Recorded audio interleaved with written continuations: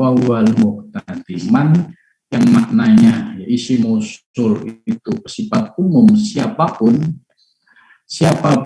yang dikehendaki oleh Allah mendapatkan petunjuk, fawal muhtadi, maka dia akan termasuk orang yang mendapatkan petunjuk. Nah, ini dasar yang pertama.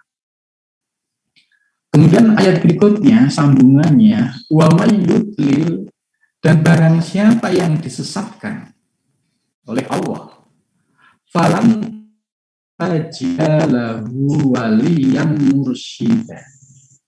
Falan tajida, di sini ada lan huruf nasab yang bermakna nafi li ta'bid.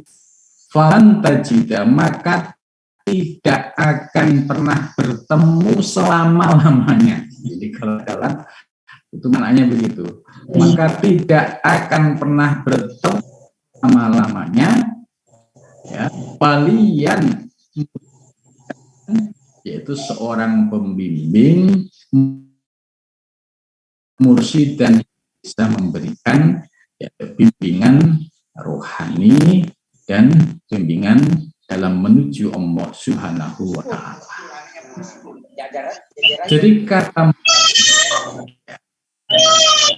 ini baik dari sisi lughatan atau etimologi maupun istilahi. Kata mursyidan itu mengikuti wazan af'ala. Af'ala yuf'ilu if'alan wa muf'alan wa muf'ilun.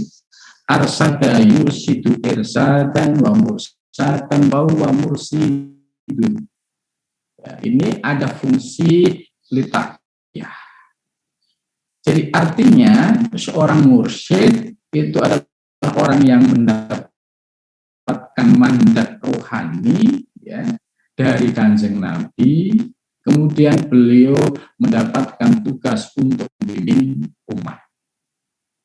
Lah, posisi waliyan mursyidan ini tidak bisa dipahami secara serampangan, tidak utuh. Jangan sampai waliyan mursyidan ini dipahami ya tanda kutip secara liberal. Yang namanya mursyid itu memiliki mandat. Sebab apa? Sebab perjalanan menuju Allah itu perjalanan rohani. Rasulullah SAW sudah menyatakan, anak Abu Arwah, aku itu induk segala. Maka sebagai pelanjut warasatul arwah dari generasi ke generasi, itulah yang disebut sebagai para mursyidin. Para mursyid ini yaitu penerus ya, wilayah kewalian atau wilayah yang mereka terus akan memberikan bimbingan kepada murid-muridnya ya, yang berada di manapun ya mereka ada, ya baik itu di Indonesia, di Timur Tengah, di Eropa, bahkan di Amerika, yaitu perkembangan tarekat ini cukup pesat sekali. Maka secara etimologi ya, mursyidan itu orang yang memberikan petunjuk. Nah, tapi harus dipahami, kalau kata mursyidan dikaitkan dengan dunia tarekat, ya, dengan dunia tasawuf, ya mursyidan itu ya orang yang memiliki otoritas rohani yang mendapatkan mandat dari Kanjeng Nabi Muhammad SAW, yang mereka sudah menapaki jalan spiritual sampai usul ilallah, kemudian mendapatkan tugas untuk membimbing murid-muridnya. Sebab untuk menjadi pembimbing rohani ya harus memiliki pengalaman di aspek rohani. Tidak mungkin orang yang tidak memiliki pengalaman rohani kemudian membimbing wilayah rohani. Ada cerita menarik. Ya. Saya kedatangan tamu dari Aceh. Ceritanya begini, ada orang yang tidak ahli agama, kemudian diangkat menjadi mursyid. Lalu ketika dia mengajar karena tanpa ilmu, tanpa kaifiah, tanpa apa-apa, akhirnya dolun sesat menyesatkan. Ya, berbeda dengan mursyid yang telah mendapatkan mandat rohani, itu memiliki ciri khas yang dasarnya itu dari Al-Quranul Karim, yaitu dalam surat yang berbunyi kama arsalna fiikum rasulan minkum yatlu alaikum ayatina wa yuzakkikum wa yu'allimukumul kitaba wal hikmah wa yu'allimukum ma lam takunu ta'lamun fadkuruni adkurkum washkuruli wa la takfur. Ini ciri-ciri mursyid ya di dalam Al-Quran. Kama arsalna, sebagaimana kami mengutus ya, fikum ini dalam kondisi sepanjang masa. Fikum ini hitopnya ke Anda semua. Anda semua ini berarti ya universal sepanjang masa, termasuk konteks saat ini itu juga bagian dari fikum. Terus rasulan di sini menggunakan kata nakir rasulan, bukan ar-rasul. Kalau ar-rasul menggunakan ma'rifat, ya kita mafhum bahwa yang dimaksud ar-rasul itu adalah Nabi besar Muhammad SAW. Tapi ayatnya menggunakan kata rasulan, yaitu nakiroh yang memiliki makna umum. Maka para mursyid masuk dalam kriteria ini sebagai pelanjut dari warasatul anbiya. Nah, terus cirinya apa?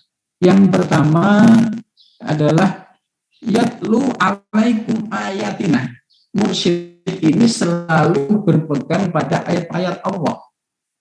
Maka tidak ada mursyid yang masuk dalam Jamiah Al-Thariqah Al-Mu'tabar An-Nahdiyah itu pasti memiliki ciri utama apa yang diajarkan itu selalu berpegang kepada ayat-ayat Allah, yaitu merujuk pada Al-Quran dan Al-Hadis. Jadi tidak memiliki rujukan.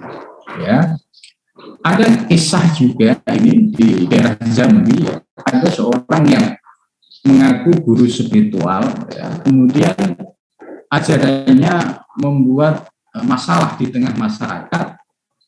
Terus akhirnya apa? Masalah ini dilaporkan ke kepolisian sampai di persidangan. Terus ketika di persidangan hakim menguji kemampuan orang tersebut. Ya ternyata beliau disuruh ngaji Al-Quran, tidak memiliki kemampuan membaca Al-Quran dengan baik. Dan ternyata dalam praktek ini terjadi mungkote, kemudian tidak mengamalkan ajaran yang utuh dari sebuah thariqah. Maka thariqah yang mungkote ini ada potensi terjadinya tadi penyimpangan seperti itu. Tapi kalau di dalam thariqah mu'tabarah nahdiyah ini insyaallah memiliki kriteria yang jelas, dan para mursyidnya pun selalu berpegang pada ayat-ayat Al-Quran. Ciri yang kedua yaitu yuzakkikum. Seorang mursyid itu pasti akan mengajarkan yuzakkikum, yaitu menyuruh muridnya untuk tirakat, untuk riyadhah mujahadah. Tadi seperti Mas Ketum, Mas Hasan sudah menyampaikan, seorang guru mursyid itu pasti akan memberikan amalan-amalan yang cocok buat muridnya. Apakah itu zikirnya, sholawat, zikirnya apa, seorang guru akan memberikan sesuai dengan kapasitas seorang murid. Dan tujuan tirakat, riyadhah mujahadah, zikir ini tidak ada lain adalah yuzakkikum, yaitu untuk membersihkan kotoran-kotoran batinnya. Sebab kotoran-kotoran batinnya inilah yang menghijabi seorang saleh dalam menuju Allah Subhanahu wa taala. Maka zikir-zikir dalam thariqah itu salah satu tujuannya adalah untuk membersihkan kotoran-kotoran batinnya ya, maupun kotoran-kotoran yang mendominasi hawa nafsu. Maka dengan tirakat, riyadhah mujahadah dan zikir yang istiqomah itu yuzakkikum akan dapat tercapai. Ya, Rasulullah Shallallahu Alaihi Wasallam yang sudah maksum, ya beliau memberikan contoh kepada kita. Rasulullah sholat dari usia 25 sampai 40 tahun bolak-balik ke Gua Hira. Ini tujuannya adalah memberikan bimbingan kepada umat. Rasul yang maksum saja masih melakukan proses tazkiyatun nufus, yaitu dengan bolak-balik ke Gua Hira, apalagi kita yang bukan maksum. Tentu kita malu kalau kita sebagai seorang salik sama sekali tidak melakukan sebuah upaya tazkiyatun nufus yang disampaikan oleh para mursyid-mursyid kita ini. Kemudian yang ketiga, wa yu'allimukumul kitab wal hikmah. Ya, para mursyid selalu mengajarkan Alkitab, yaitu ajaran-ajaran yang bersumber dari Al-Quran dan Al-Hadis. Ajaran-ajarannya tidak menyimpang dari apa yang sudah ada di Al-Quran dan Al-Hadis. Wal hikmah. Wal hikmah di sini maksudnya yaitu pencerahan-pencerahan spiritual. Ilmu asrar rububiyah, ilmu ma'arif robbaniyah. Itu seorang mursyid yang kamil akan memberikan pencerahan-pencerahan rohani kita. Kemudian wa yu'allimukum ma lam takunu ta'lamun, dan juga seorang mursyid yang kamil itu akan memberikan pengajaran, pencerahan sesuatu yang tidak kita ketahui. Karena apa? Para mursyid memiliki akses keilmuan yang tak terbatas, ya, karena sudah terkoneksi dengan sumber ilmu, sementara kita ya masih membutuhkan bacaan, masih membutuhkan bimbingan ilmu. Ini ciri-ciri dari mursyid ini sudah ada di dalam ayat Al-Quran. Fakuruni atukum. Karena itu para mursyid selalu menyuruh murid-muridnya untuk istiqomah zikir, baik zikir zahar, nafi isbat, maupun zikir ismudan, maupun zikir sir, maupun zikir lainnya. Tujuannya apa? Kuruni, zikirlah, ingatlah kepada aku maka aku mengingatmu. Nah, kenapa dalam perjalanan rohani seorang salik butuh mursyid? Ya, logikanya sederhana. Orang mau pergi ke Mekah itu pun harus punya guide. Orang dari Makassar mau haji itu pun harus punya pembimbing. Ini perjalanan lahiriah. Ya, bagaimana dengan perjalanan rohani? Nah, tentu perjalanan rohani ini guide-nya, mursyidnya ya harus orang yang sudah memiliki pengalaman di wilayah rohani, sehingga ketika ada godaan-godaan di wilayah rohani, maka sang guru ini akan membimbingnya, akan memberikan pencerahan, akan menyelamatkan dari tipu daya di wilayah rohani. Ya, contohnya begini, ya, kita mau ke Mekah, ya, terus di Bandara Soekarno ketemu dengan maklar. Ya. Kalau kita salah mencari informasi, ternyata ini adalah maklar, repot, kita tidak akan sampai ke Mekah. Tapi kalau kita bertemu dengan seorang mursyid yang kamil, kita akan diselamatkan, kita akan dibimbing sampai kita bisa menjalankan ibadah umroh dan ibadah haji secara baik dan sempurna. Begitu juga dalam menuju Allah, karena perjalanan menuju Allah ini meliputi aspek rohani. Ya, dalam teori martabat 7, ya, kita ini berada di alam atsam. Ya, di alam atsam itu kemudian di atasnya ada alam misal. Alam misal itu alam metafisik. Di atasnya ada alam arwah. Di alam misal ini di sini seringkali terjadi tipu daya dari para jin. Sebab kita harus ingat bahwa iblis yang dilaknat oleh Allah sudah berjanji, wallahi, demi Allah, la uhwiyannakum ajmain, sungguh aku akan menyesatkan mereka semua, illa ibadakallahil mukhlasin, kecuali hamba-hambamu yang ikhlas. Jadi iblis sudah ikrar dia akan menyesatkan seluruh anak cucu Adam. Ya begitu juga kalau seorang saleh tidak punya pembimbing, potensi untuk disesatkan oleh iblis itu sangat besar sekali.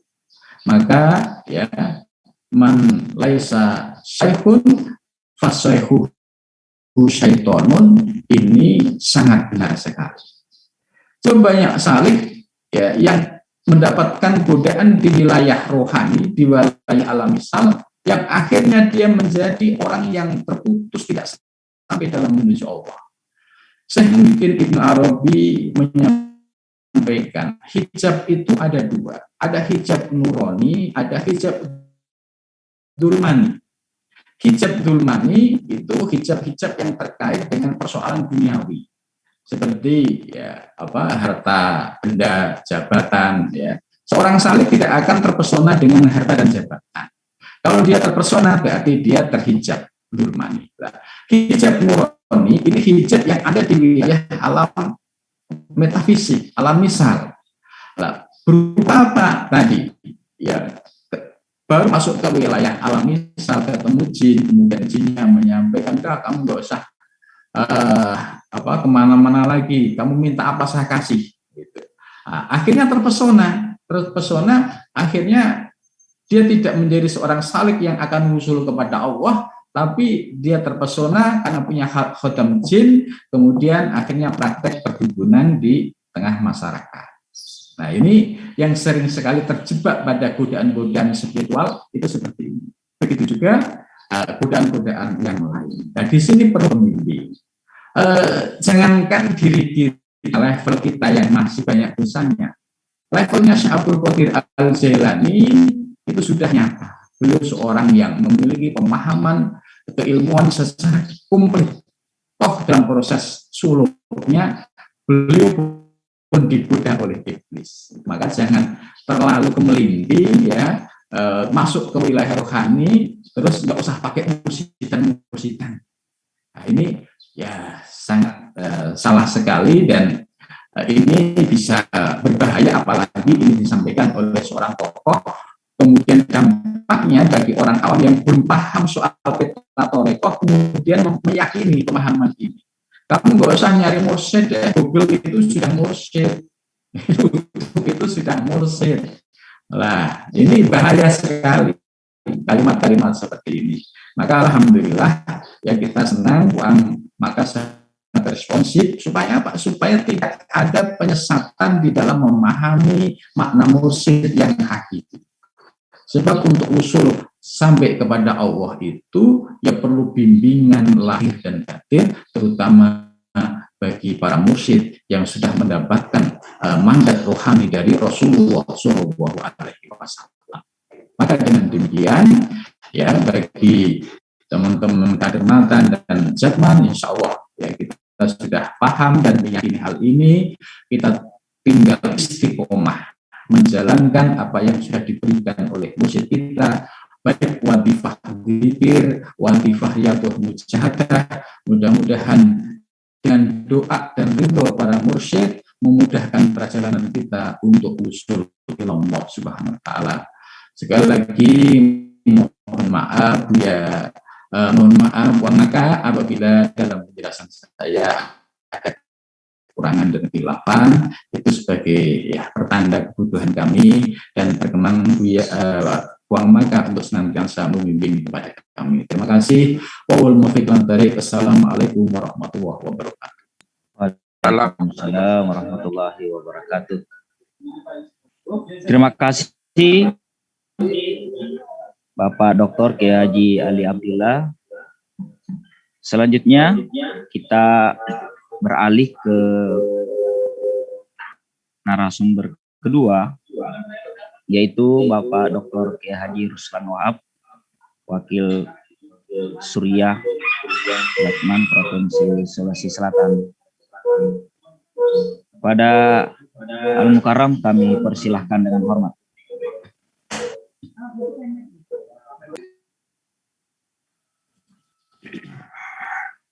Bismillahirrahmanirrahim. Assalamualaikum warahmatullahi wabarakatuh. Para masyayikh yang saya muliakan, para guru yang sempat bergabung di Zoom ini, insya Allah mudah-mudahan kita semuanya ini mendapat hidayah, taufik dari Allah Subhanahu wa Ta'ala. Saya merasa tersanjung diundang oleh Bapak Profesor Dr. Kadir Ahmad untuk ikut memberi pemikiran-pemikiran berkaitan dengan persoalan kemursidan. Tentu rujukan kita yang pertama adalah Al-Quran untuk melihat seperti apa eksistensi mursyid itu.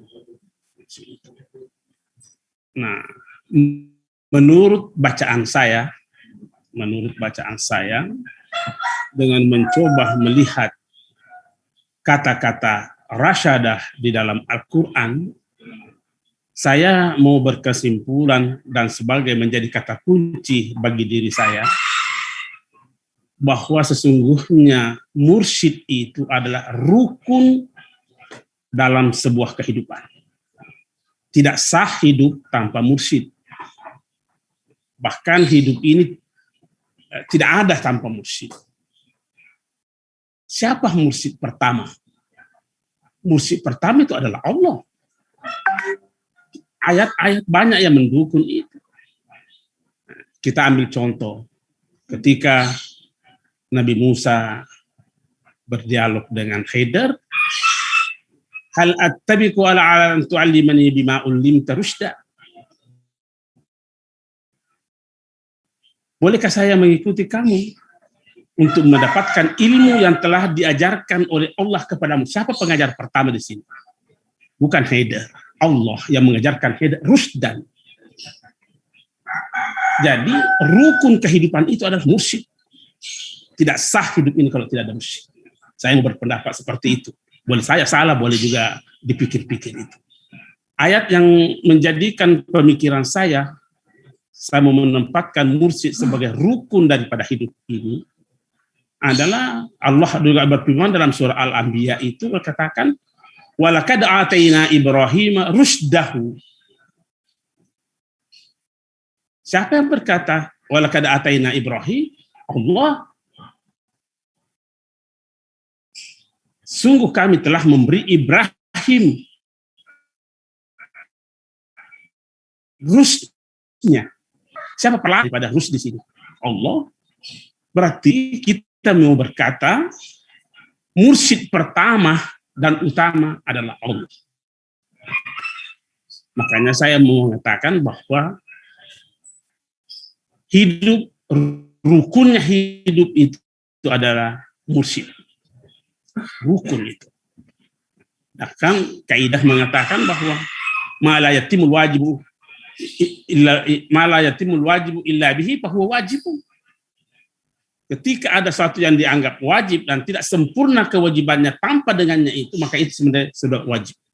Jadi kalau begitu, rukun daripada hidup ini mursyid. Nah, sejak kapankah munculnya itu mursyid? Sejak adanya dunia ini. Adanya dunia ini.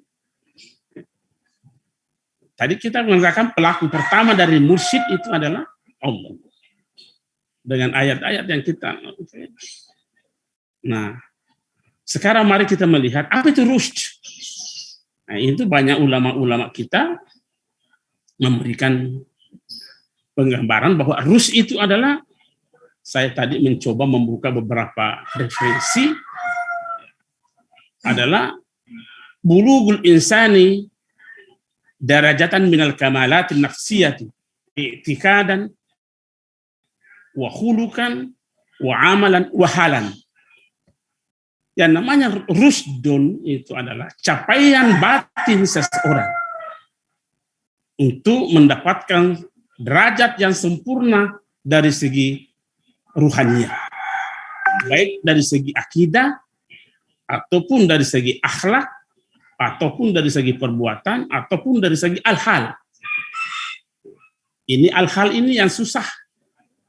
Kesempurnaan al-hal ini yang susah. Siapa yang pelakunya itu, maka dia adalah mursyid.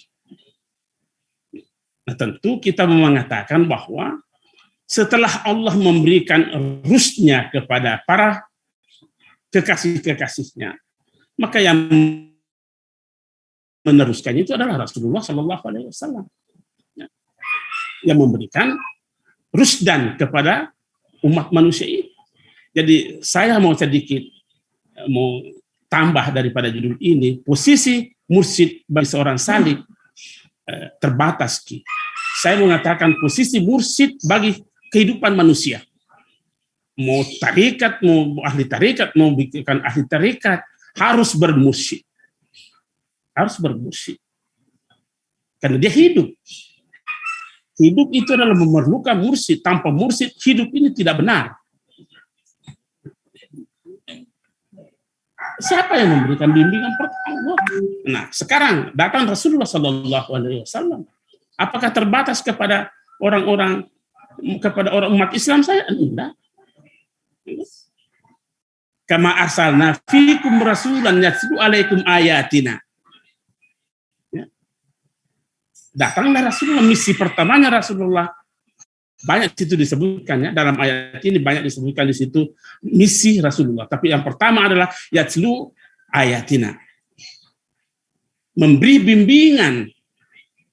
bimbingan terhadap kepada seluruh manusia ini tentang ayat-ayat Allah. Nah, apa itu ayat-ayat Allah? Kalau menurut pemahaman saya, ayat-ayat Allah adalah selain daripada al-kauniyah ini adalah juga al-kauniyah. Nah, al-kauniyah ini adalah segala yang ada itu adalah ayat-ayat Allah. Jadi saya tidak pernah mau berkata fenomena-fenomena alam. Yang ada adalah fenomena-fenomena Allah. Tidak ada fenomena apa. Yang ada adalah fenomena Allah. Itu pemikiran-pemikiran kapitalis itu yang berkata fenomena-fenomena alam. Ini kan yatlu alaikum ayatina. Tanda-tanda kami, tanda-tanda siapa itu? Bukan tanda-tanda alam, tanda-tanda Allah. Apapun yang dirasa, apapun yang dilihat, apapun yang dipikir, apapun yang dicapai, itu tanda-tanda kebesaran Allah. Bukan tanda alam. Nah, itulah sebabnya sehingga ulama-ulama kita ini, khususnya yang menekuni dunia tasawuf itu terkadang berkata, ada 3 tingkatan itu. Saya melihat Allah sebelum melihat sesuatu. Indikator apa itu? Tanda Allah. Ada yang berkata, saya melihat Allah pada saat melihat sesuatu. Ada lagi yang berkata, saya melihat Allah setelah melihat sesuatu. Tapi saya sebagai orang yang bodoh, mau tambah 1. Saya tidak pernah melihat kecuali Allah. Saya tidak pernah melihat lagi segala. Yang saya lihat cuma Allah. Titik.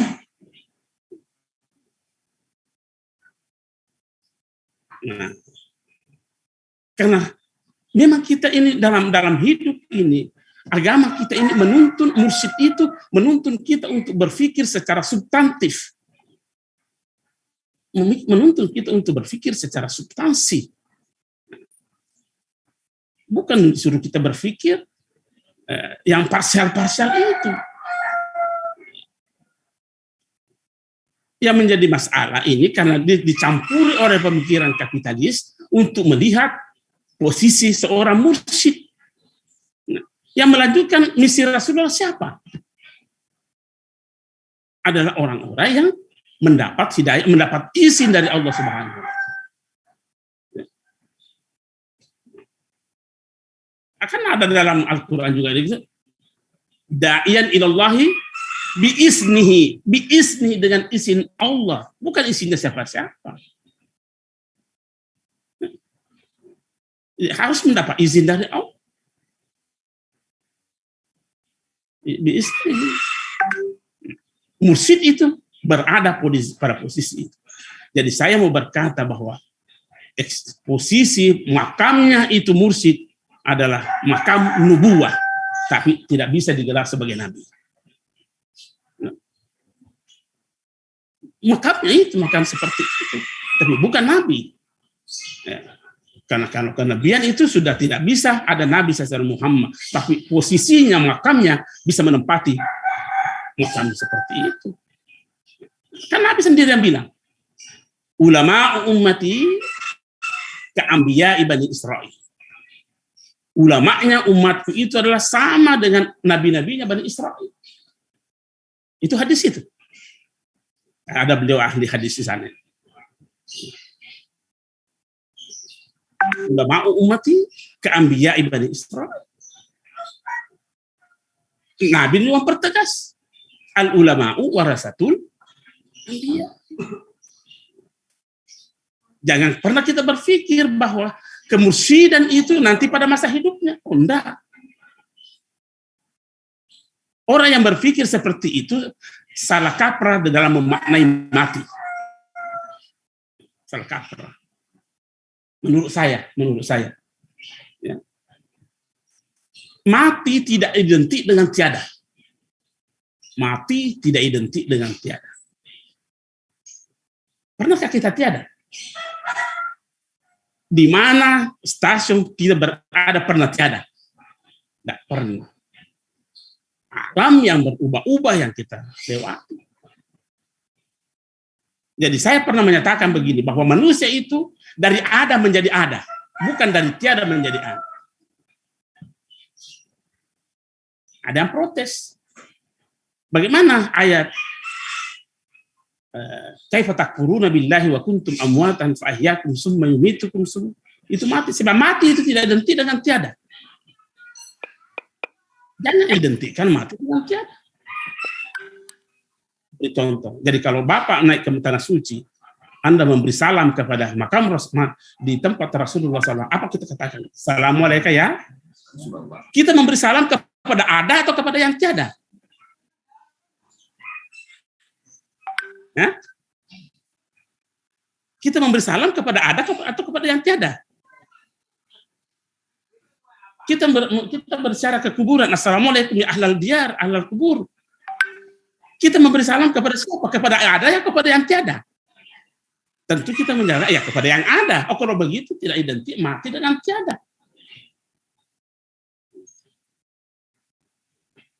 Nah, inilah yang akan merusak tatanan-tatanan berpikir untuk melihat itu siapa sesungguhnya itu mursyid.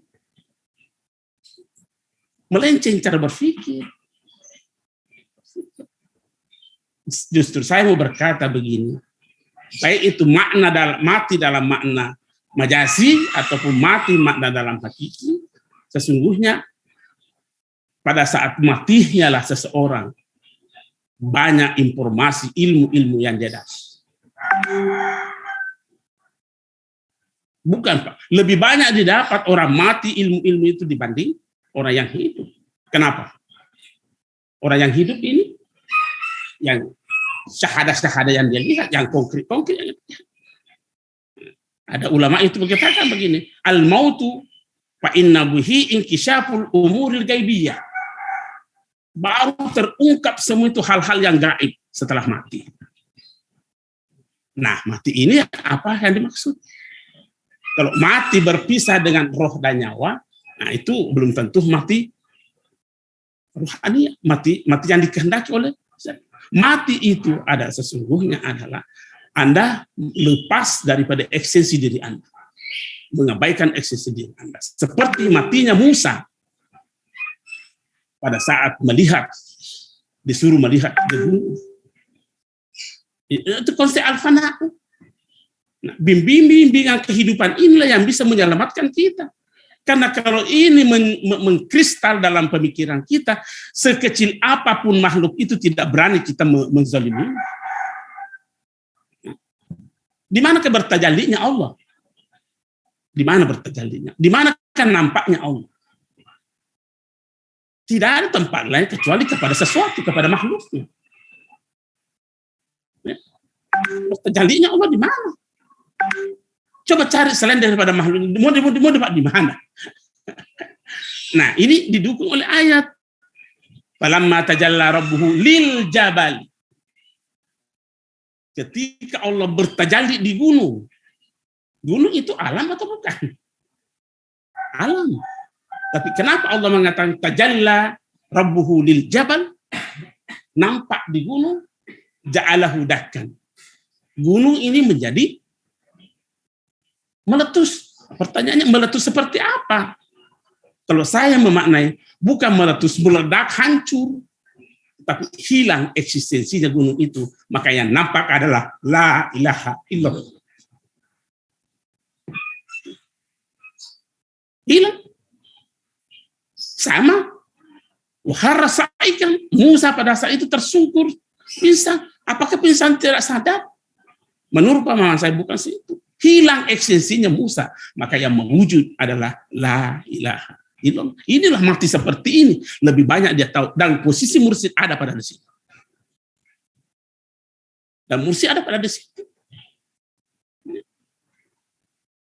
Makanya tadi kita katakan bahwa justru pada saat mati itu, tapi ingat makna majasihnya yang kita masukkan adalah inkisyaful umurul gaibiyah. Ala hakikatiha, maka terungkap seperti itu. Nah, yang bisa merasakan seperti ini adalah yang bisa berposisi pada posisi ini adalah para mursyid. Para mursyid. Tanpa mursyid, saya katakan hidup ini tidak jalan. Ya, saya boleh dibantah, boleh diapa, tapi saya mau berkata seperti itu. Ini kan masalahnya manusia ini mau menekuni urusan kegaiban, tidak menekuni persoalan kegaiban. Maka dia akan salah kaprah. Nah, yang banyak bersentuhan dengan persoalan ini harus bertarikah. Mursyid dengan tarikah tidak bisa dipisah. Tarikah. Jadi kalau ada orang mau bertasawuf, tapi tidak bertarikah, itu saya mau katakan omong kosong. Omong kosong. Bagaimana caranya mau bertasawuf tapi tidak mau bertarikah? Nah, tarikah ini kapan munculnya tarikah? Sejak adanya alam ini sudah tarikah. Coba, apakah tarikah? Tarikah itu kan kita mau dituntun bagaimana mengabdi secara benar. Baik secara akidah, mau beriman secara benar, mau bersyariat secara benar, mau berakhlak secara benar. Itu kan tarikah. Nah, siapa yang menjadi penuntun pertama untuk kita berhidup secara benar? Allah. Alastu birabbika. Itu kan proses tarikah itu. Tarikah. Bukan anak Tuhan. Artinya kita dituntun untuk bertuhan secara benar. Itu tarikah. Masalahnya, kalau kita tidak berada pada posisi ini, jangan-jangan kita berada pada hampir 141.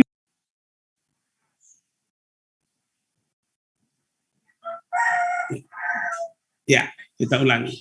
Saya takutnya kalau tidak menempuh jalan seperti itu, boleh jadi dia beranggapan bahwa dia berada pada tempat yang dekat, padahal dia sudah jauh.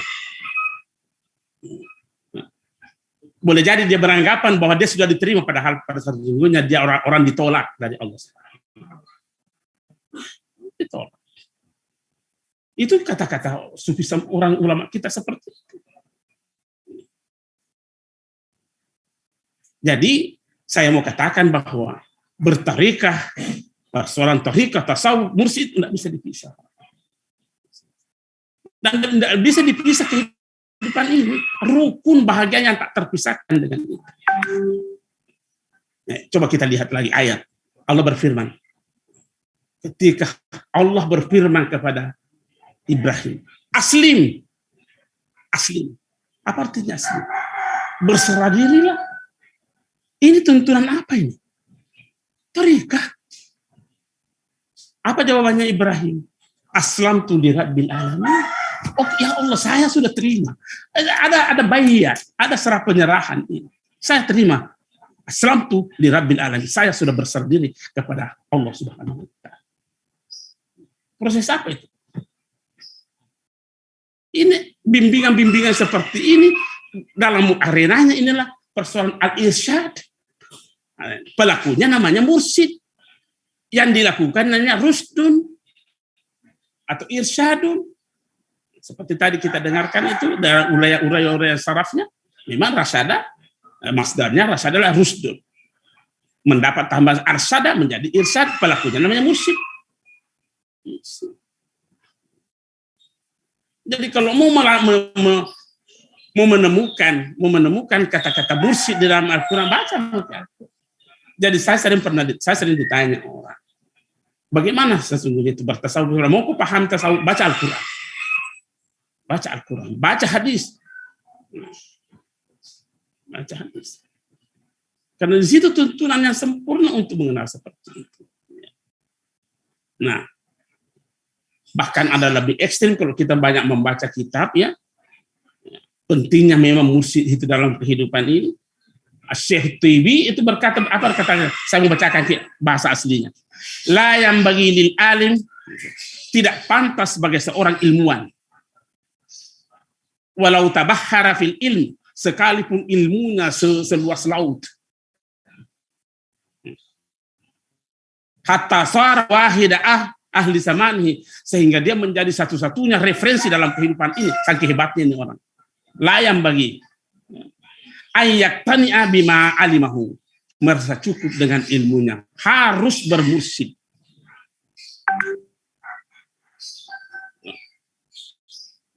Nah, bahkan ada saya catat tadi ini kencang sekali, seperti Ibnu Athaillah dikatakan, hendaklah kamu mencari ayya bahasaan syekhin, carilah seorang syekh tarikat min ahli hakikat.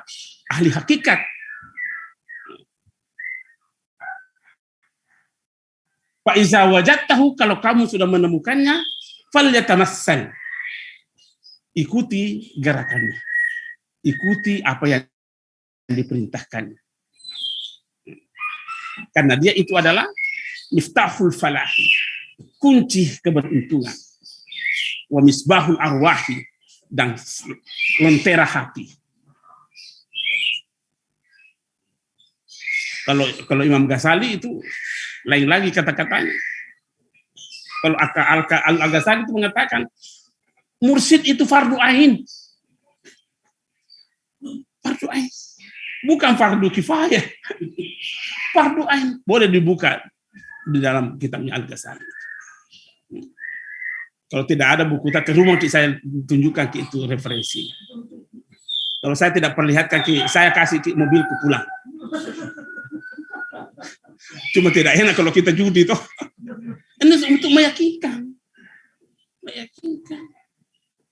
Coba kata-kata Imam Ghazali, siapa yang mengingkari keulamaan Imam Ghazali kecuali orang-orang yang tidak berilmu? Ya. Bahkan Al-Qushairi, apa namanya Al-Qushairi? Al-Qushairi itu lahirnya tahun berapa? Lahirnya tahun abad ke-4 Hijriah. Apa dikatakan?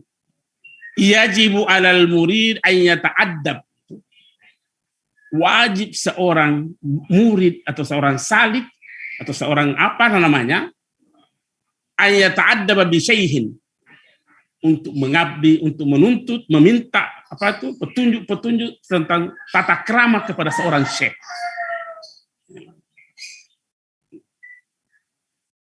Kalau dia tidak menemukan seorang guru, kata Al-Qushairi, la yaflahu abadan, tidak akan pernah sama sekali mendapat keuntungan orang itu. Ya, apa yang mungkin dikata kalau begini? Apakah kita tidak salah kalau kita tadi berkata bahwa ternyata ini mursyid adalah rukun daripada kehidupan. Jangan pernah kita berkata bahwa kita tidak mengenal namanya mursyid. Coba mari kita memahami ayat ini. Mayyudlil falan tajida lahu waliyan mursyidan. Ada atau tidak ada mursyid kalau begini? Ada. Cuma manusia ini tidak menemukan. Jangan salah dalam menafsirkan ayat. Coba saya ulangi ini. Mayyudlil, siapa yang disesatkan oleh Allah, falan tajida lahu waliyan mursyidan. Berarti mursyid ini ada. Yang tidak menemukannya adalah manusia yang sesat ini. Jadi orang yang sesat tidak ada mursyid, atau kita berkatakan orang yang tidak bermursyid orang sesat. Ini kan logika berpikir ini ayat ini. Iya betul. Ini cara berpikir saya. Boleh, silakan bisa dibantah. Dan saya akan mengubah pemikiran saya kalau mampu saya diyakini dengan alasan-alasan seperti itu. Saya mau ajak kita berpikir. Sudah 30. Mayyudlil, siapa yang disesatkan oleh Allah. Lan tajida lahu waliyan mursyidan.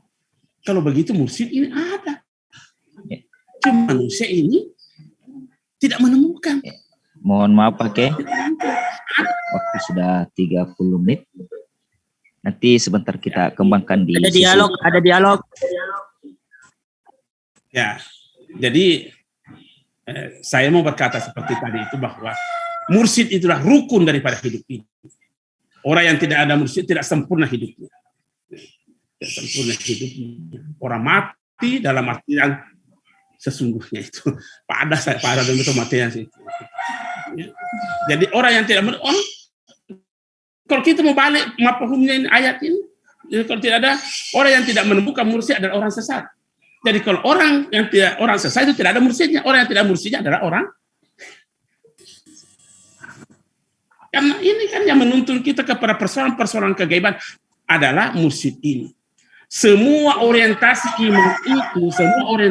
iman itu adalah urusan-urusan gaib. Urusan-urusan gaib. Beriman kepada Allah, Maha Gaib. Kepada beriman ke malaikat itu gaib. Al-Quran itu gaib. Nabi itu gaib. Semua urusan-urusan rukun iman itu adalah kegaiban. Siapa yang bisa menuntun kita untuk memahami lebih jauh tentang kegaiban-kegaiban kalau bukan orang ahli-ahli kegaiban? Kalau amalan-amalan syariat itu kan bisa ditiru. Bisa ditiru, Pak. Kalau Pak Ilyas Umar jadi imamku, kalau ruku Pak Ilyas saya ikut ruku. Aman. Kalau dia tidak, saya ikut tidak. Tapi saya tidak tahu seperti apa mau mengarahkan kemanaan ini persoalan kegaiban. Saya orang berkata, jadi orang sholat menghadap ke Ka'bah itu biarkanlah fisik menghadap ke Ka'bah, tapi hatimu biarkan bersama dengan Tuhan. Saya kira demikian.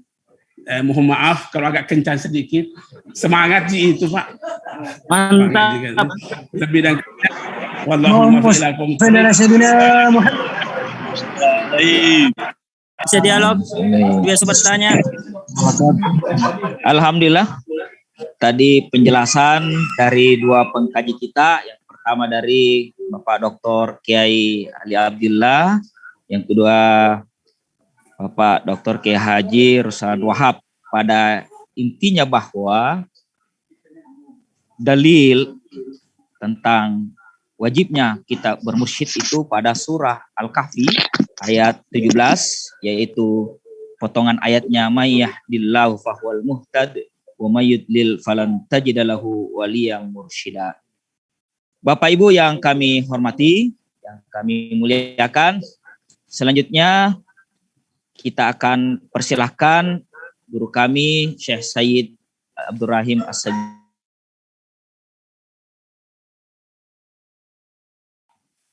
Rais awal Jam'iyah Ahlu Thariqah Al-Muhtabarah An-Nahdiyah. Perlu kami sampaikan pada hadirin sekalian bahwa insya Allah setelah guru kami menyampaikan syarahan dari penjelasan yang disampaikan oleh dua pengkaji terdahulu, akan kami buka sesi pertanyaan atau sesi diskusi. Olehnya itu ditahan dulu Bapak Ibu, kalau ada yang ingin ditanyakan sebentar, sesi terakhir akan kita buka untuk hal tersebut. Olehnya itu kami mempersilakan dengan hormat guru kami tercinta Syekh Abdurrahim As-Segaf wa Makkah untuk mensyarah bahasan kita pada siang hari ini. Kepada beliau kami persilahkan dengan hormat. Bismillahirrahmanirrahim. Assalamualaikum warahmatullahi wabarakatuh. Waalaikumsalam. Ilahi anta makasudi wa ridhaka matlubi a'tini mahabbatak. Ila hadratin Nabi Mustafa Muhammadin Rasulullah sallallahu alaihi wa sallam. Al-Fatihah. A'udzubillahi minasyaitonir rajim. Ya kan ثم إلى حضرتي بجميع الأنبياء والمرسلين وبجميع أهل البيت رسول الله وبجميع الصحابة رسول الله وبجميع التابعين وتابع التابعين وأولياء الله الصالحين وبجميع مشايخنا كل جماعة خصوصا طريقة المعتبرة أن الله يعلي درجاتهم في الجنة وينفعنا ببركتهم وبكرامتهم وبعلومهم وبأسرارهم في الدين والدنيا والآخرة. الفاتحة. أعوذ بالله من الشيطان. بسم الله.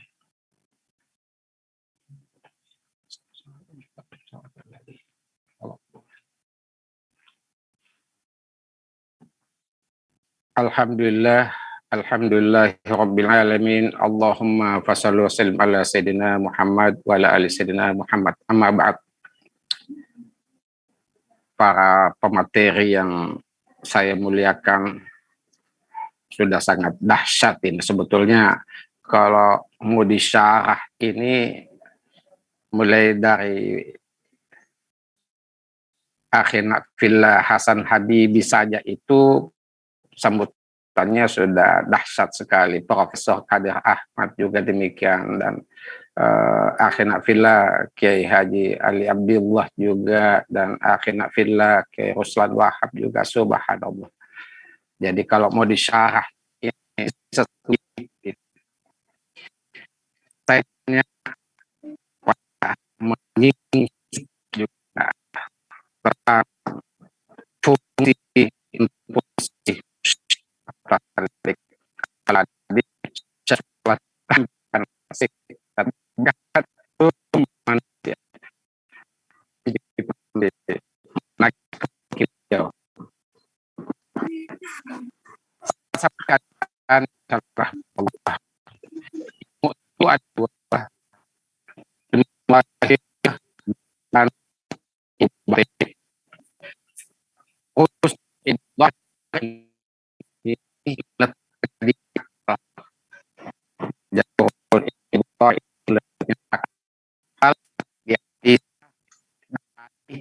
Tapi Puang, suara tak putus-putus Puang.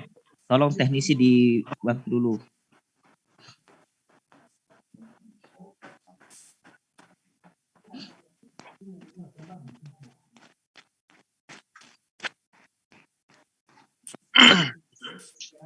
Ya.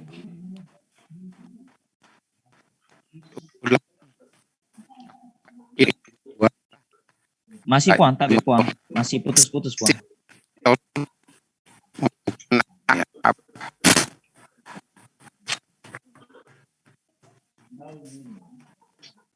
Tidak perlu pakai mic mungkin tidak perlu pakai mic, langsung saja.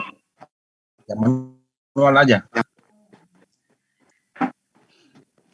Pakai headset. Kalau yang sebelumnya kan tidak pakai itu. Coba dites dulu. Coba dites tanpa mic.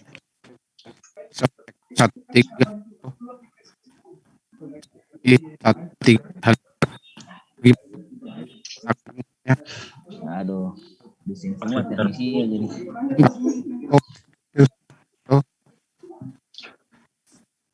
Pengaruh gaib ini. Oke, ya. Cek sound 1 dan 3. Ya.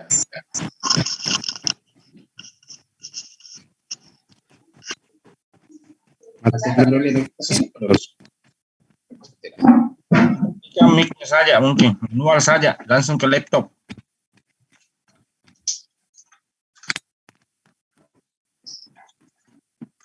Angkat sini lah.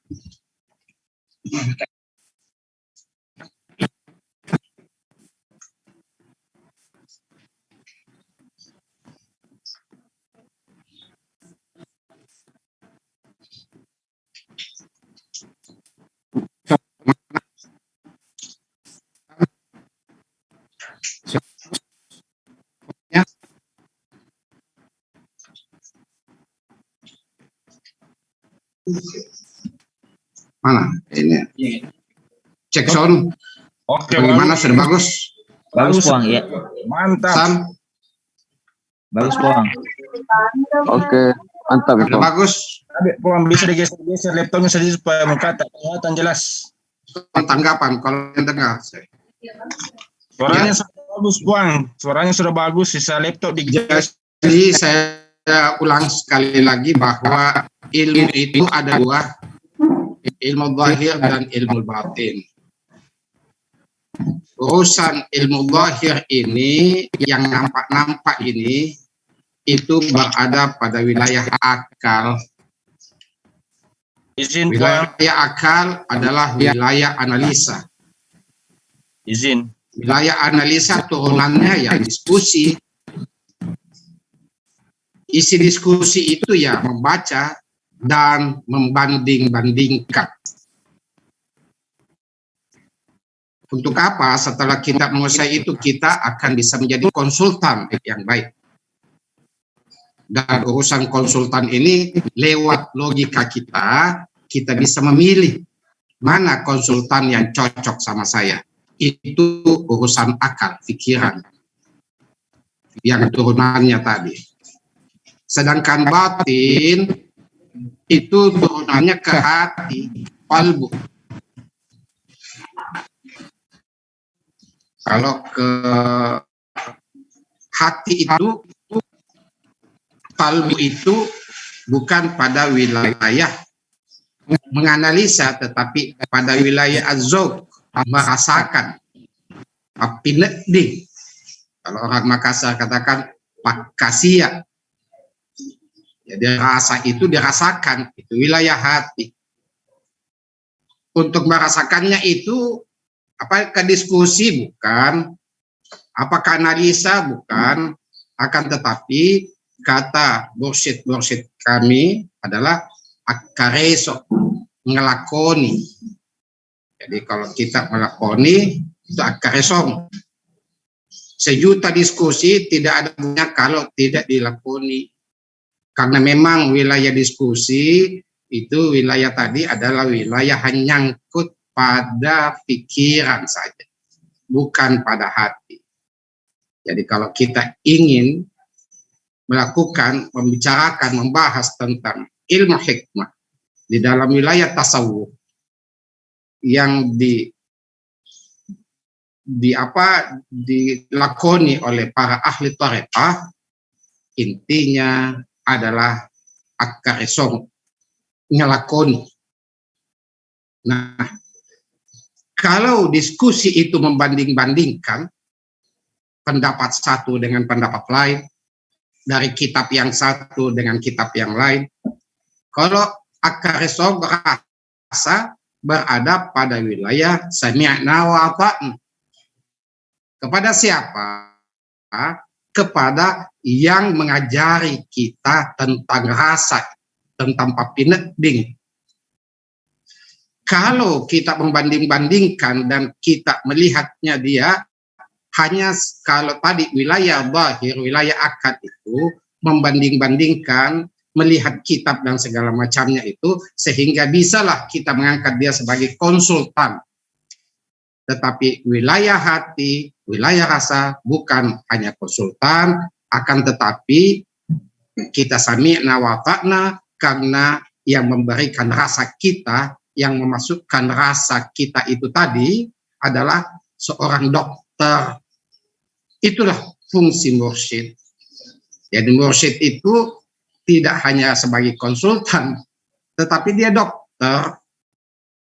Tadi oleh Dr. Ruslan juga Dr. Ubedillah bahwa yang mengetahui penyakit itu, yang menuntun hati kita, dan tidak boleh ada pembanding-banding karena ini wilayah rasa, wilayah az-zauq, wilayah papinding, hanya dokter kita yang tahu.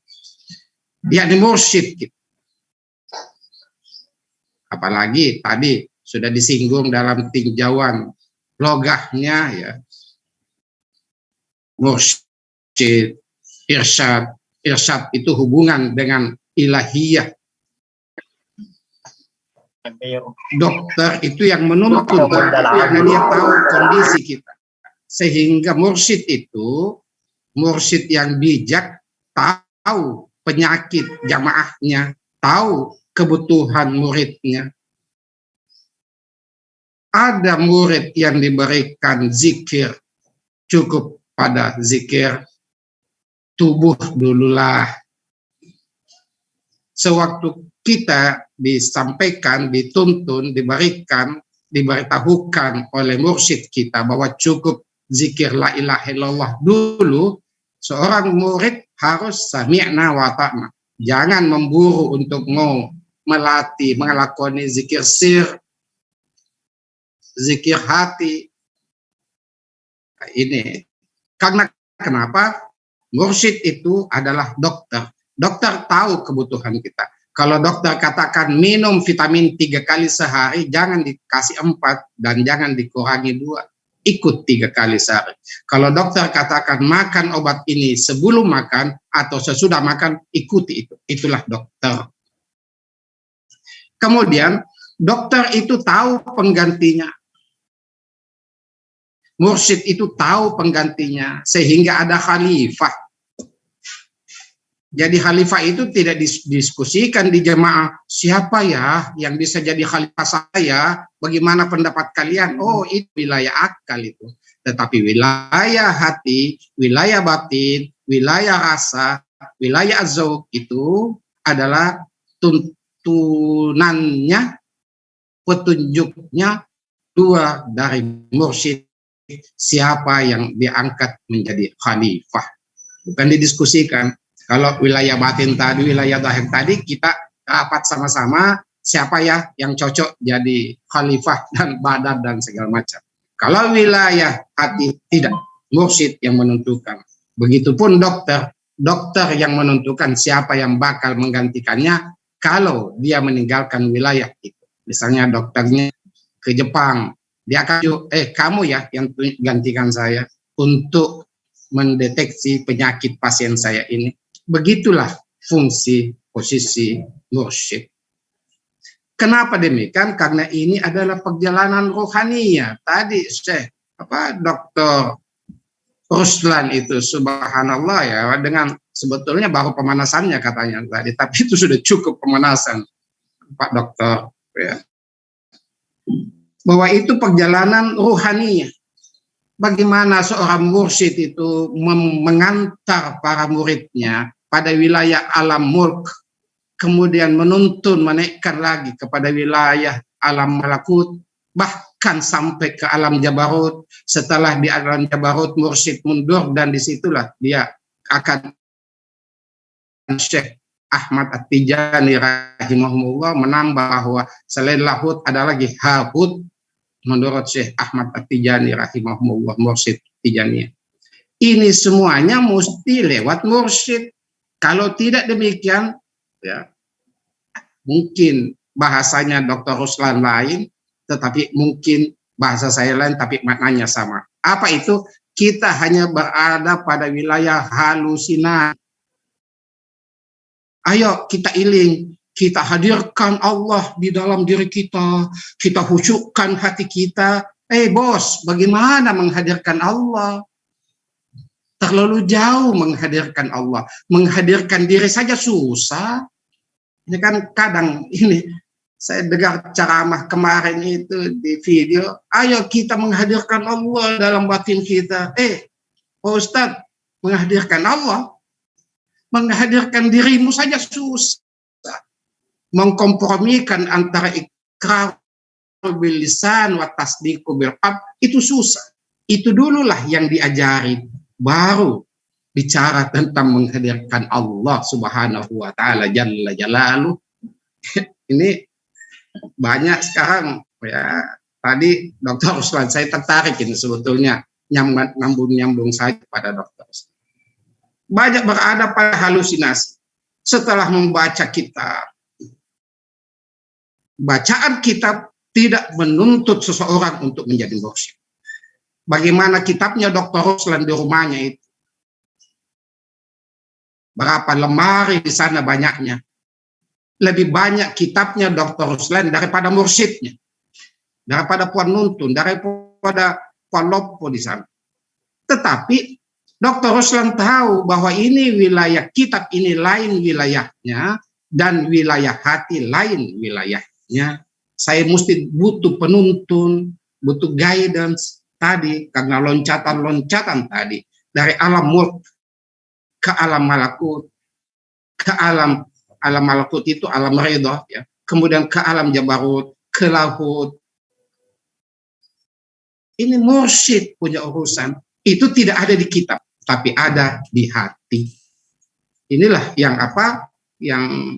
sekarang ini euforia mungkin juga euforia tasawuf, tetapi akan muncul lagi tasawuf yes, tarekat no, subhanallah. Tega kau misengi Allah Ta'ala. Di mana engkau tahu itu Allah? Lewat Google? Bisa Google menghantarmu masuk ke dalam usul ilallah? Bisa enggak? Atau hanya halusinasimu saja? Oh, kita tenangkan hati, kosongkan pikiran, begini. Subhanallah. Menghayal kau bos. Ini bukan wilayah hayal.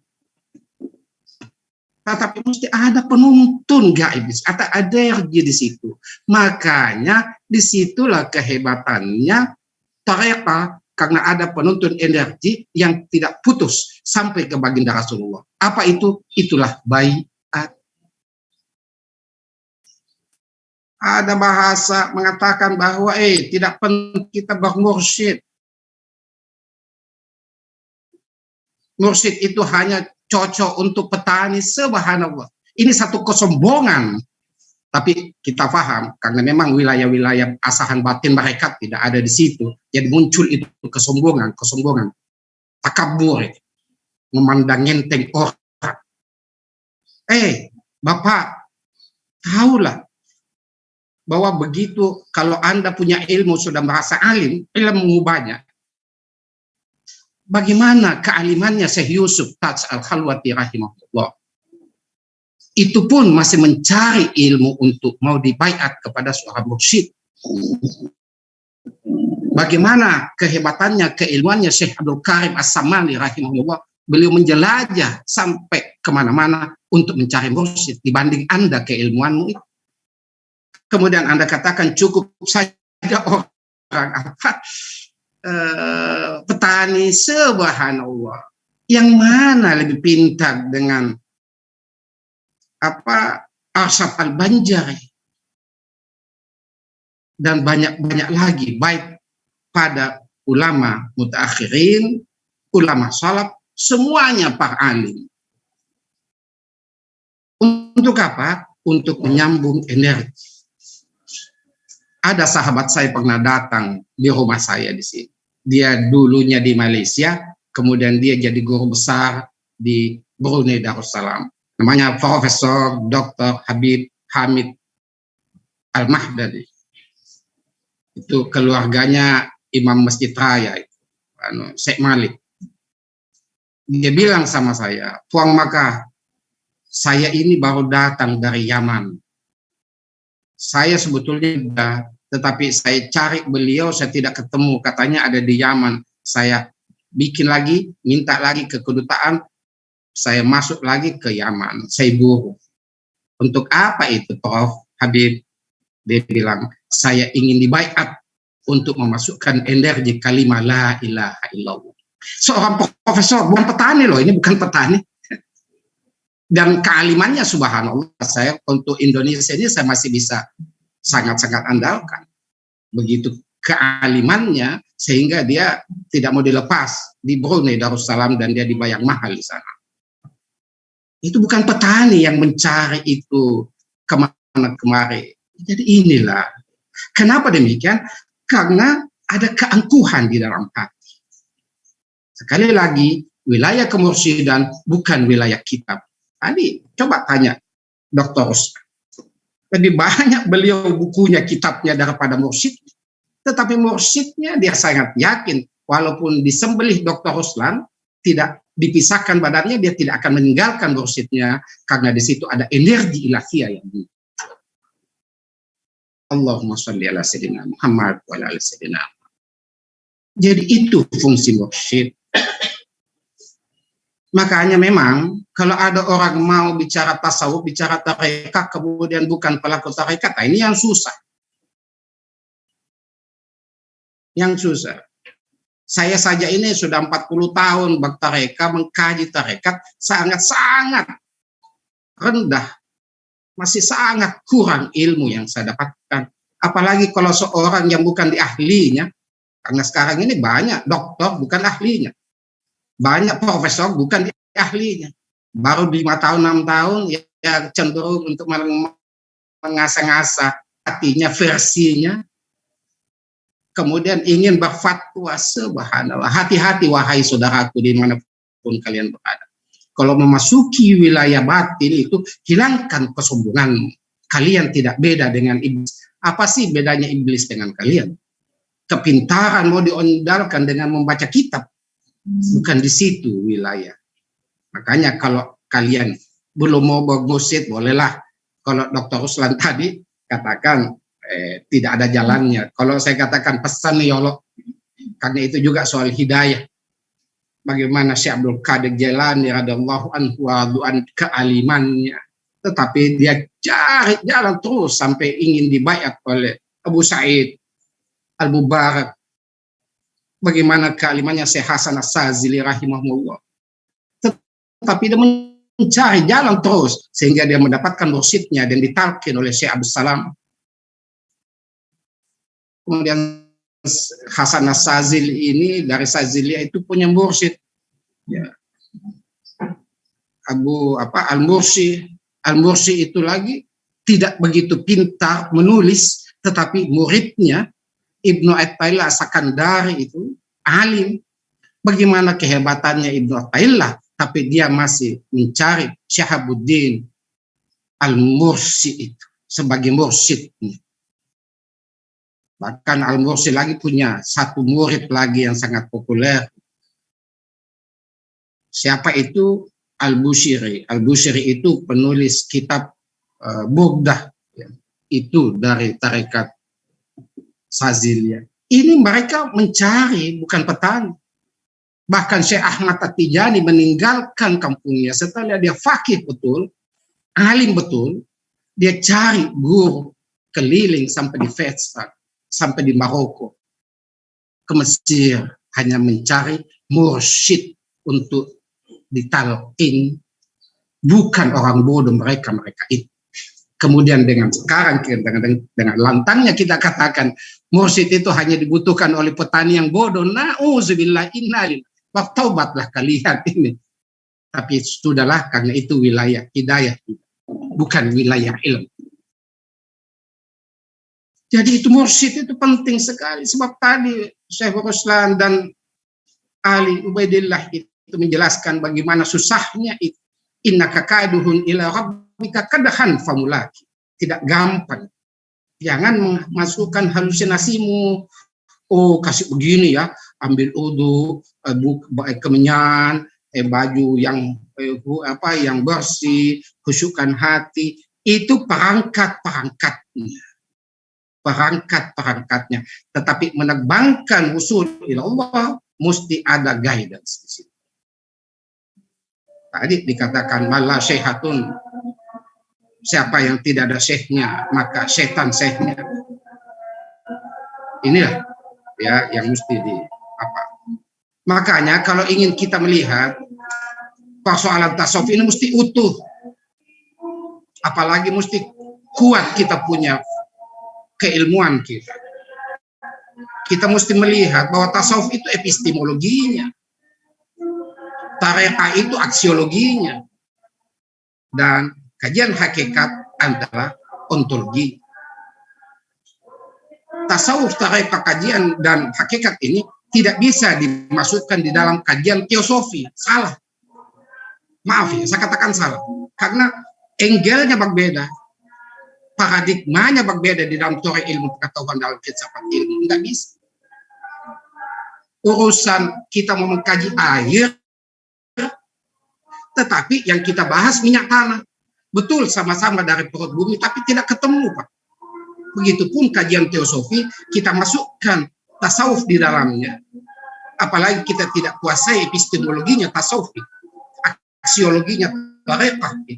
Kajian hakikat itu yang berada pada wilayah ontologi, berhenti mengkaji yang demikian. Anda dhalun mudhil, sesat dan menyesatkan. Kasihan umat. Akhirnya fillah yang insya Allah dirahmati Allah Subhanahu wa Ta'ala. Jadi inilah ya yang saya sampaikan. Makanya tentang mursyid itu, subhanallah, dia sebagai pemandu. Bahkan Syekh Jalaluddin As-Sayuti menekankan lagi dalam kitabnya bahwa yang namanya bermursyid itu wajib bermursyid. Mursyid yang mempunyai sanad yang jelas, sanad yang muktabarah hingga baginda Rasulullah SAW. Ini Jalaluddin As-Suyuti. Jalaluddin As-Suyuti ini bukan petani, Pak. Membuat statement begini. Ini kadang ya dengan kesombongan. Seorang Al-Maghfur lah, Kiai Haji Abdurrahman Ambu'dallah Al-Maghfur lah, pada salah husir. Di rumahnya Haji Kalla. Waktu itu saya, Puang Makkah ini, ngantar abahku ke Puan Rama, karena kita ada rapat tarekat di Pondok Madinah di Jalan Sulu 3 di sana. Waktu itu yang rapat di sana itu Kiai Haji Muhammad Dur Al-Maghfur Nasirus Sunnah. Kemudian Kiai Haji Badaruddin, saya ingat itu. Kemudian ada lagi satu Kiai Haji Harun Ar-Rasyid. Jadi terlambat. Gurutta Allah yarhamu Al-Maghfur Kiai Haji Mudalik sudah ada di dalam. Abah saya masuk, langsung duduk di sampingnya Kiai Mudalik. Dia bilang, abah saya maaf Gurutta, saya terlambat, dalam bahasa Bugis. Dia bilang ya, politiga kipo saya. Kalau abah saya itu panggil Gurutta Kiai Mudalik. Kiai Mudalik selalu panggil pos saya kepada abah saya. Politiga pos saya. Dia bilang iya, Gurutta dalam bahasa Bugis bahwa kami ini habis rapat sama-sama Muhammad Nur sana, sama-sama itu Harun Ar-Rasyid itu. Ini semua rombongan Kebada itu juga sana. Rapat tarekat. Apa kata Mbok Dalek Allah yarhamu Al-Maghfur? Saya kebetulan di belakangnya karena saya bawakan topinya apa saya. Karena kecil suaranya Kiai Mbok Dalek itu kalau bicara. Jadi kita mesti pasang itu. Apa dibilang beliau? Tuan Rama. Saya juga ini waktu tarekat saya ambil ijazah di Jabal Kubais. Hakikatul Muhammadiyah. Cuma saya tidak membagikan ke anak-anak. Karena waktu itu saya tidak dijazahkan untuk memberikan baiat kepada selain saya. Makanya pakai kale, pas saya pakai ale, maksudnya untuk diri saya saja. Itu kata Al-Alimul Allama. Bukan petani loh yang bicara ini, bukan petani, tetapi seorang Al-Maghfur lah, Al-Alimul Allama, Wal-Alimul Faham, Al-Syekh Kiai Haji Abdul Rahman Ambok Dalle yang berbicara. Jadi itulah terlalu banyak dalil-dalil, ya, logika-logika, mantiknya untuk disampaikan sebagaimana tadi disampaikan oleh Dr. Ubadillah dan Dr. Ruslan Wahab tentang begitu pentingnya bermursyid. Inilah yang saya dapat sampaikan. Mudah-mudahan kita ini senantiasa dikokohkan oleh Allah, dikawal hati kita oleh Allah. Ya, karena ini juga hidayah. Sama tadi Dr. Ruslan katakan, abah saya katakan, iya nak hidayah. Jangan kau paksakan orang untuk bertarekat. Pak hidayah tuh Pak iya. Mudah-mudahan doakan saja mereka itu merupakan sehingga mereka juga mendapatkan hidayah dan mendapatkan penuntun rohaniyah hingga usul ilallah. Demikian, wallahu alam bisawab, wa ilallahi turja'ul umur, wallahu muwaffiq ila aqwamit thariq. Assalamualaikum warahmatullahi wabarakatuh. Waalaikumsalam warahmatullahi wabarakatuh. Allahumma shalli ala sayyidina Muhammad. Waalaikumsalam warahmatullahi wabarakatuh. Waalaikumsalam warahmatullahi wabarakatuh. Tidak kedengaran suaranya. Waalaikumsalam warahmatullahi wabarakatuh. Alhamdulillah, itulah tadi syarahan dari Syekh Sayyid Abdurrahim As-Segaf Makkah. Mohon diingatkan kembali Bapak Ibu, mohon di mute speakernya. Oke, selanjutnya kita membuka sesi pertanyaan. Kami persilahkan kepada hadirin wal hadirat untuk bertanya atau ada hal-hal yang ingin ditanyakan kepada pengkaji dan narasumber kita serta kepada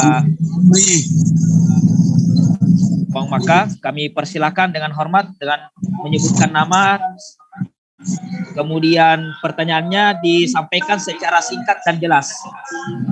Amirul Amri. Ya, dua dulu penanya pertama, silakan. Maulana. Oke, silakan Pak Kiai Amrul Amri. Kemudian yang kedua, Maulana. iya. Oke, Pak Dr. Maulana. Silakan Pak Kiai Amrul Amri.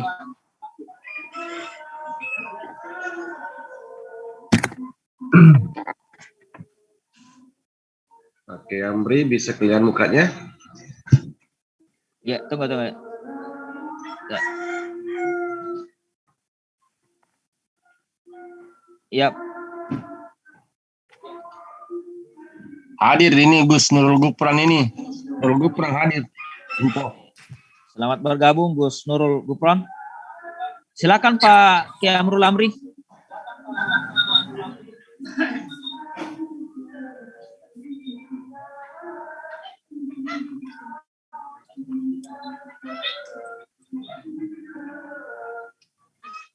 Oke, sambil menunggu beliau, saya persilakan pada Pak Dr. Maulana. Silakan Pak Dokter. Iya, terima kasih. Assalamualaikum warahmatullahi wabarakatuh. Salam. Yang terhormat guru saya, murabbi saya Pak Asyik Sayyid Abdurrahim As-Segaf Makkah dan para masih yang ada di Zoom ini. Singkat saja, tadi ada pernyataan AC Dr. Siapa lagi namanya? Yang dari Saman bahwa mengenai masalah melihat Allah di sewa-sewai, mohon maaf ini di dalam bukunya AC Sayyid Jamaluddin As-Segaf Puan Rama Wahdatul Wujud, ini nanti mungkin bisa saya foto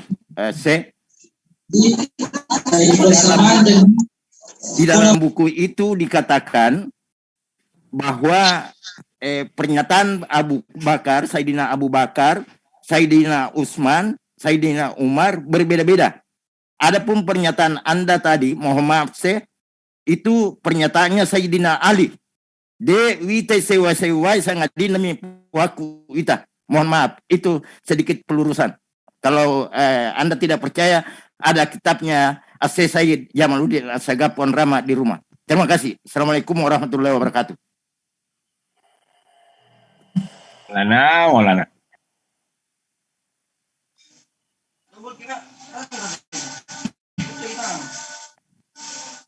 Kami persilakan kembali Pak Kiai Amrul Amri.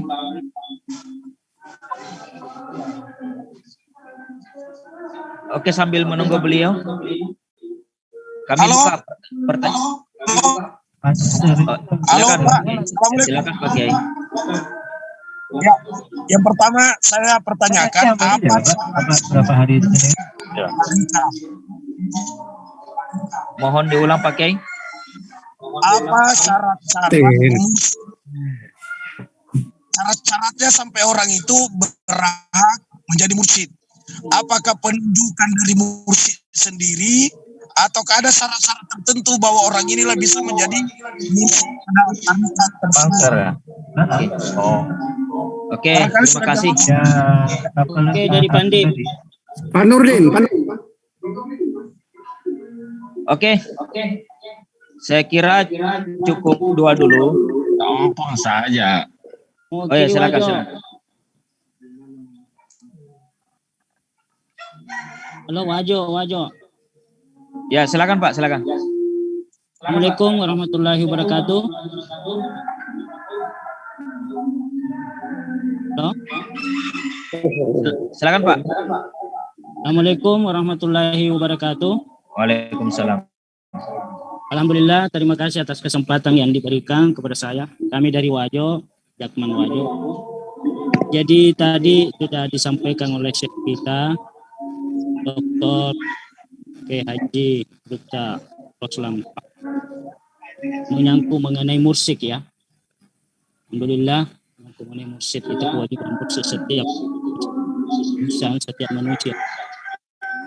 Yang menjadi pertanyaan buat saya, bukankah setelah kita mengucapkan kalimat syahadat, asyhadu an la ilaha illallah wa asyhadu anna Muhammadar Rasulullah, itu berarti kita sudah ada mursyid kita yaitu Rasulullah Shallallahu Alaihi Wasallam. Dan bukankah itu adalah sebagai tawassul kepada Rasulullah setelah kita berselawat kepada Rasulullah setiap hari, terbuka Nur Muhammad sampai kepada Nur Muhammad melalui dengan Rasulullah Shallallahu Alaihi Wasallam. Jadi kalau misalnya bukan melalui Rasulullah ada mursyid lain, berarti orang yang hanya bertasawuf tapi tidak bertarekat, maka sia-sialah semua ibadah-ibadahnya. Artinya kalau sia-sia berarti tidak sampai semua ibadahnya kepada Allah SWT. Jadi bagaimana orang-orang yang begitu jutaan bahkan puluhan juta yang tidak memiliki mursyid, tidak memiliki tarekat yang mutabak dalam hal ini, bagaimana itu? Saya kira perlu penjelasan lebih konkret lagi kaitannya dengan hadis dengan ayat Allah.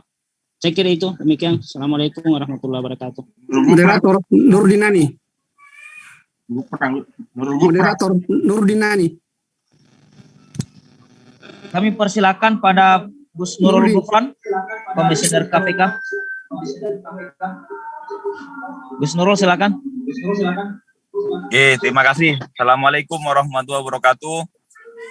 Syukur alhamdulillah dan kita berbahagia walaupun kita jaraknya berbeda-beda tetapi masih dipersatukan dalam acara yang sangat membahagiakan ini. Jadi pertama-tama saya berbahagia dan juga syukur alhamdulillah, salam dan takdim kepada Habib Abdurrahim Puang Makkah dan juga kepada para narasumber yang lain.